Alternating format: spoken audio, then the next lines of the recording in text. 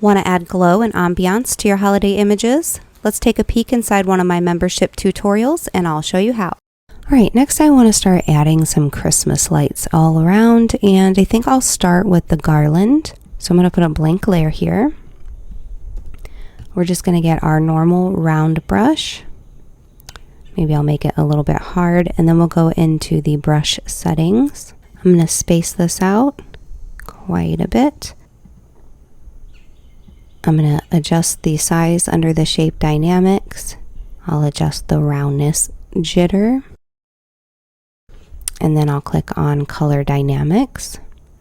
Now, I haven't chosen my colors yet, but for whatever I choose, I want to increase the hue jitter. That way I'll get lots of multicolor lights and not just a range of the two colors that I chose.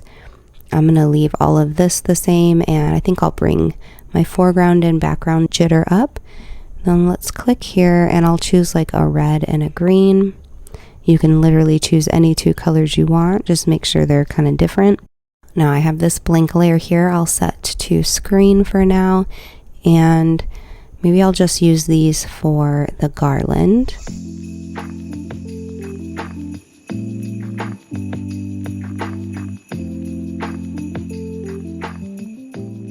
Alright, so I'll do something like that, and then I'm going to make a copy, and I'm going to blur this one out.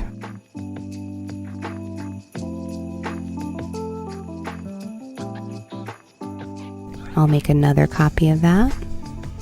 And you can keep increasing it, making copies as much as you want. And what you can also do with some of these copies, like let me maybe merge these two together and put it back in screen. So this is a copy here.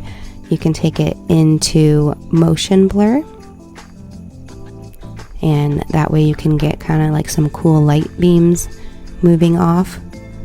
I actually like how that is. I'm going to leave it just like that, and then let me make a couple more copies and merge them. Maybe I'll merge 3 this time and do that again. This time I'll choose a different direction though, but this is just to show you guys how you can keep going back and forth and adding that cool ambiance to the lights. I'm going to go back to that first one and make a copy and set it to color dodge, and then I'll make a couple more copies of that. Okay, and I'm going to get another blank layer, and again I should have had us save the brush settings, which maybe they're still on there for the light brush.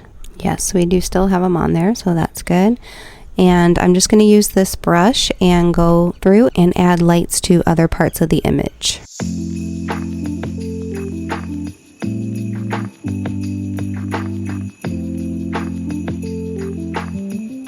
Alright, so I made another layer and I'm going to drag it on top to do this tree.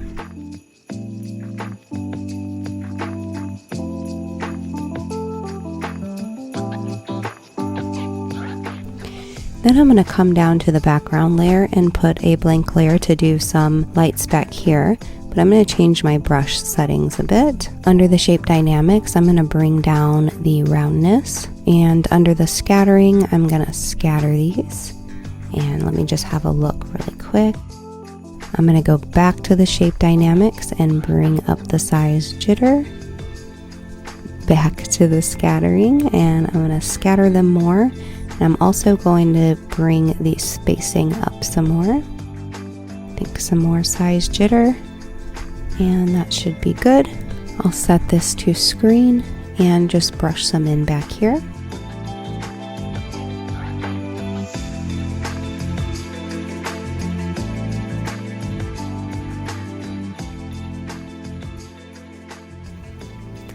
Right, and then I'll make a copy of this, and I'm going to set it to color dodge, and then I'm going to motion blur it.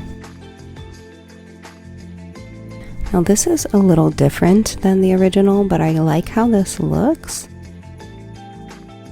So I think we're going to do a new version today. I'll just lower the opacity on this.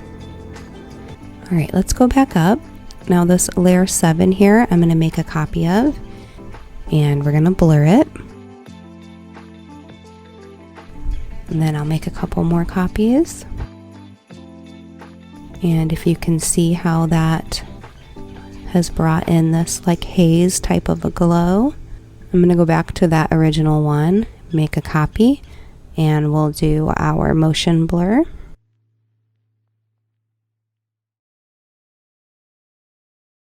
Okay, and then in the original, we also have all these lights floating like this.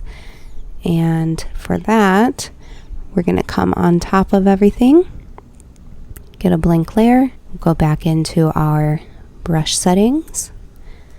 And I do have to say, I love how we're able to do all of this with just a round brush. I'm going to go back into the shape dynamics and we're going to bring that roundness jitter up. I'll bring my spacing down some. Let me just have a look at what that looks like real quick. I want them to be spaced out more than that. We'll change our angle. All right, I think that's going to be good. So let me click out of that. We're going to set our blend mode to screen. And you're just going to brush straight through and add some lights. And I want to keep this layer with them relatively small, and then we'll do some larger ones on another layer. So let's go to filter, blur, and motion blur. We want it going in this angle. And I'm just going to go to about right there. I'm going to lower the opacity on that a bit, and let's do another layer. This time I'll make them a bit larger.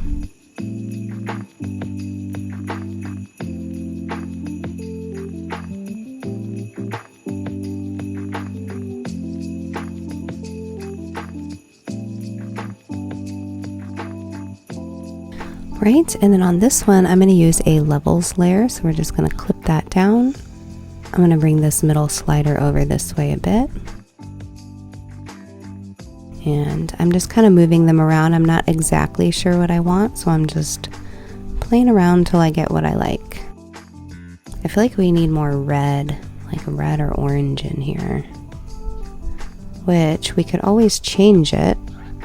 Instead of adding more, I could just go to hue saturation, clip it down, move my slider, and then just invert that and brush it on where I want. Need to make my brush back to normal real quick.